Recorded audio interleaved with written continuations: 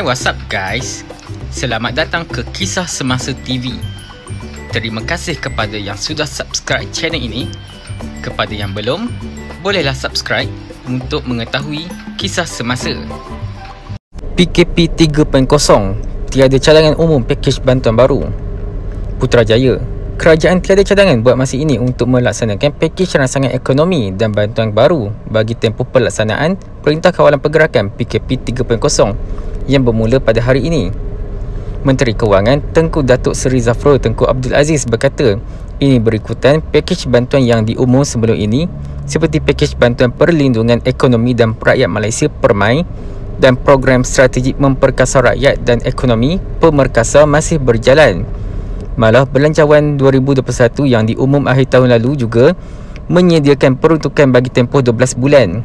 Apabila kita umumkan Belanjawan 2021, ini untuk 12 bulan, PERMAI untuk 6 hingga 12 bulan, Pemerkasa juga sama. Jadi kita lihat semua bantuan ini masih berjalan. JKP 3.0 contohnya akan dibayar pada bulan Jun. Jadi apa yang sudah diperuntukkan pada masa ini kita lihat mencukupi. Tetapi jika diperlukan pakej baru, sudah pasti kita akan lihat sebab kerajaan sudah buktikan 6 pakej yang diumumkan sebelum ini. Katanya pada sidang media berkenaan pelaksanaan PKP 3.0 di kementeriannya hari ini. Tengku Zafrul berkata, pakej rangsangan ekonomi yang diumumkan sejak tahun lalu juga sudah memanfaatkan lebih 20 juta rakyat dan 2.4 juta perniagaan. Setakat ini, lebih 60% inisiatif sudah disalurkan.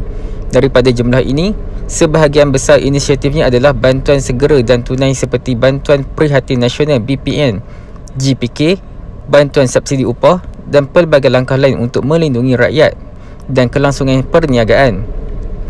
Bantuan bayaran balik pinjaman bersasar sudah memberi manfaat kepada 1.6 juta peminjam termasuk PKS. Suntikan fiskal dari kerajaan juga masih berterusan.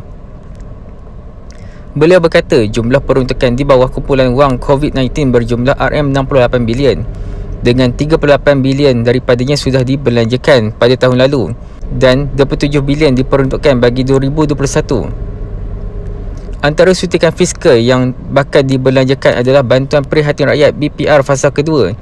Ini membabitkan RM2.7 bilion dan sudah dikreditkan kepada 8.4 juta penerima minggu lalu.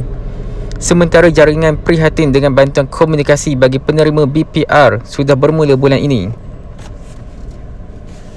Mengenai moratorium pinjaman bank, beliau menjelaskan pertolongan daripada bank masih diberikan sama seperti dilaksanakan ketika PKP 2.0 di mana siapa yang masih terkesan akan dibantu termasuk sektor perniagaan.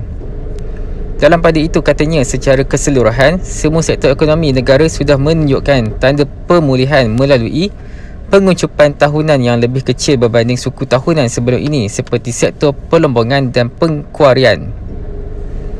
Malaysia dapat mencapai pemulihan pantas ini dengan meraih peluang pemulihan ekonomi dunia dan ia hanya dapat dicapai jika syarikat terutama yang terbabit dalam sektor ekspor dapat terus dibenar beroperasi, katanya.